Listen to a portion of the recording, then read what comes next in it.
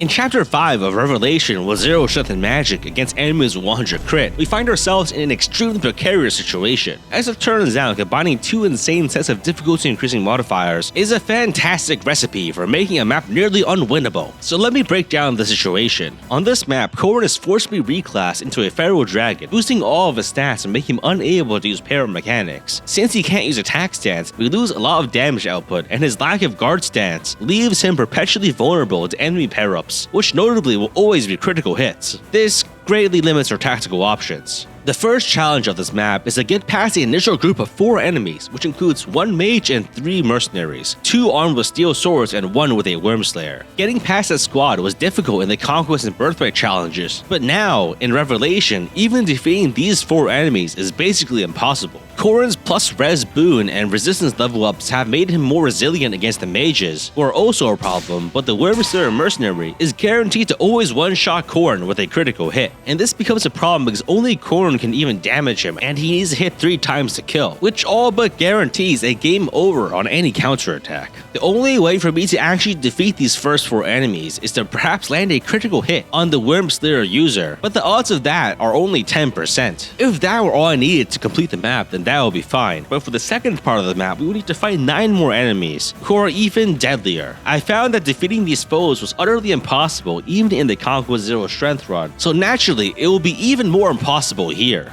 It also bears mentioning that I cannot damage the boss in any way, so the only way for me to win the second part of this map is to hope that Ryoma wins the duel against the boss and defeats all the other enemies for me. But as I previously calculated, the odds of this happening are less than 1%. Stacking this absolutely necessary 1% occurrence with another 10% chance would require roughly 1,000 attempts with fairly involved gameplay, which is way too unlikely for me to even try, so something else will need to be done. I try a few other things that don't work, such as repeatedly running away around terrain to possibly delay until Ryoma wins the duel, but this won't stop us from being cornered and killed by reinforcements. My attention soon turns to 2 areas in the lower left and lower right parts of the map. There are 2 long and narrow indents, and if we hide our units in there, theoretically we can then create a choke point to try to survive until Ryoma can save us. These areas are also where the reinforcement dark mages spawn, so if we occupy these spaces, while we won't be able to stop them from spawning, we can divert those mages to spawn in a slightly different part of the map, preventing them from surrounding and attacking us. Using this spot to actually kill the enemies is not a good idea, because the same problems of the undefeatable Wormslayer mercenary still exist, but if we organize the enemies properly, we can stall for quite a long time. If we stack 2 steel sword enemies at the choke point, we can ensure that Corrin takes minimal or no damage for as long as we need. All we need to do is keep Corrin's weapon unequipped. I test this for a lower right corner, which is a bit more spacious, but I find that it's probably more efficient to go into the lower left, because it's easier to get there quickly. So to make sure that everyone can fit inside the bunker, I send Rinka out to die, and she does. It takes quite a few attempts to optimize the process, but I finally settle on a good set of movements to guarantee the blocking setup in the lower left. Now all I need to do is reset until Ryoma wins his duel, which, well, is actually quite the process, since now I need to do a lot of stuff every time I reset. Fast forward 2 more hours and 100 odd attempts, and on reset 242, Ryoma finally wins the duel. I just barely managed to slide into my hidey hole as Ryoma starts walking around the map, killing enemies left and right. This aggroes all the other enemies on the map, but fortunately the 2 steel sword enemies are stuck in front, meaning that only they can attack me and not the other more deadly foes. Since all the space in the corner is occupied, when the reinforcements spawn, they spawn outside of the formation, stopping them from attacking me.